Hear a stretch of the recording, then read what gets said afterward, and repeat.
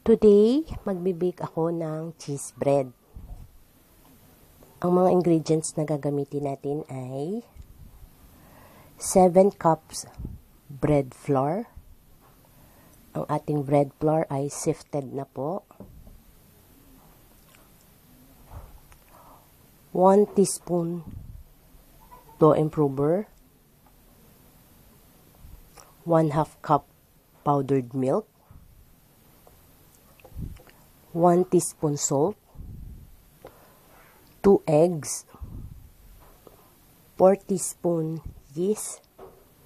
2 cups water. 8 tablespoon sugar. 4 tablespoon shortening. Then, meron po tayong extra 1/8 cup bread flour for dusting po while kneading.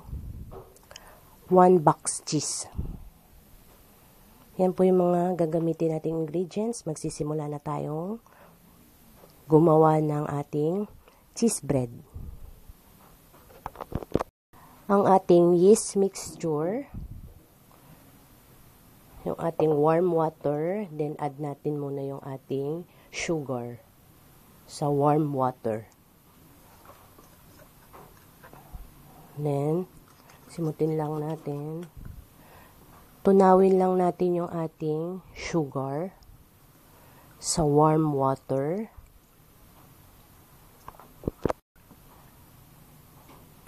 Pag nakita nyo pong tunaw na yung sugar natin, then add naman natin yung ating yeast.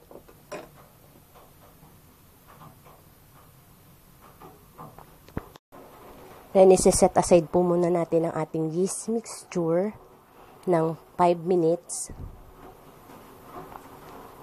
until mag-bloom po yung ating yeast. Then, yung ating dry ingredients, magsasama-samahin lang natin yung salt, dough improver, and yung ating powdered milk. Mix lang po natin together.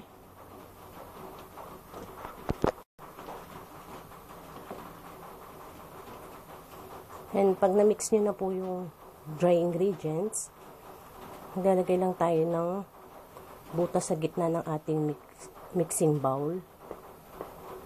Then, ilalagay natin yung ating 2 eggs. Tapos yung sinet aside natin kanina na yeast mixture, nag-bloom na po. Then, ilalagay din natin sa gitna. Simutin lang natin yung tabi.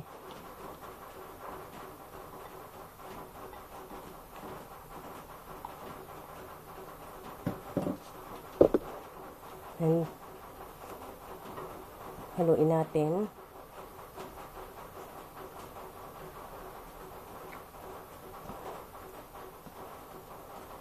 Ma-absorb po ng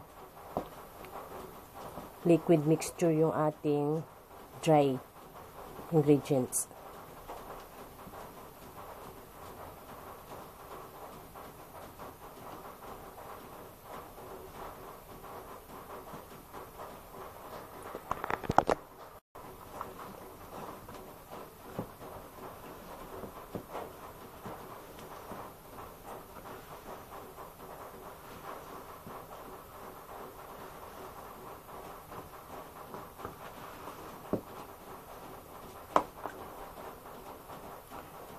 And okay na po yung ganyan. Ilalagay na po natin sa ating surface. Siguraduhin po natin malinis po yung ating surface at ang ating mga kamay pag ginagawa natin ito. Simutin lang natin yung nasa mixing bowl natin.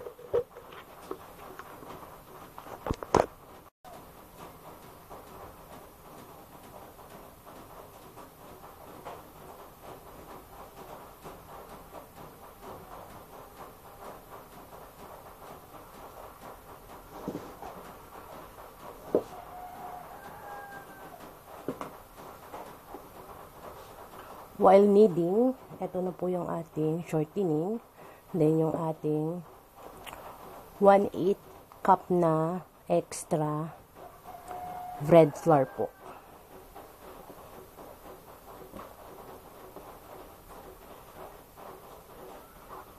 Hininiding po natin ito until maging smooth po yung ating dough for about 30 minutes.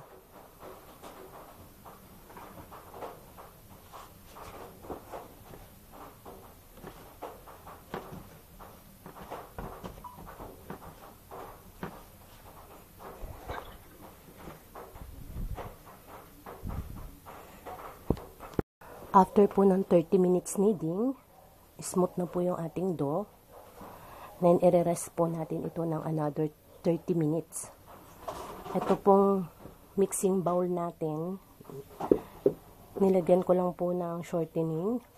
Pinahirang ko lang ho. Then, rest natin ng 30 minutes. Takpan nyo po ng cheesecloth or any towel po para madali po siyang mag-double size or umalsa. After po ng 30 minutes, nag-double size na po yung ating dough. Ipa-punch down lang natin. Then, gagawa na po tayo ng ating cheese bread. Lalagay na tayo ng ating filling. Punch down.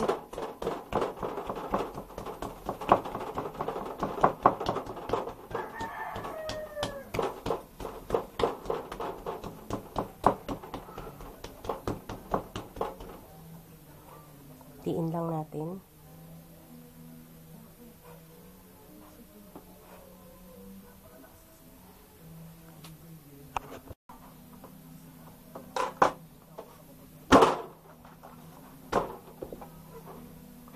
Tiin natin ulit.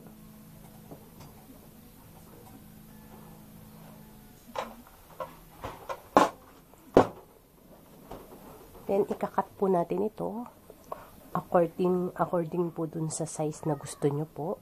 Kung gusto nyo pong same size po ng cheese bread, pwede nyo po itong timbangin isa-isa. So, ito po ay homemade lang po.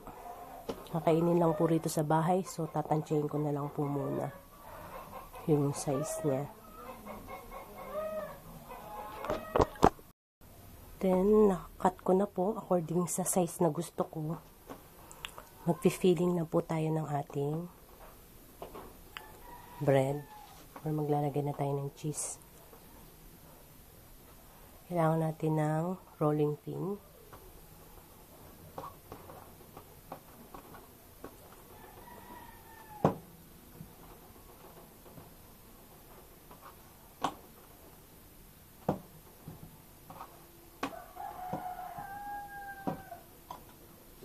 Nalagyan lang po natin ng cheese.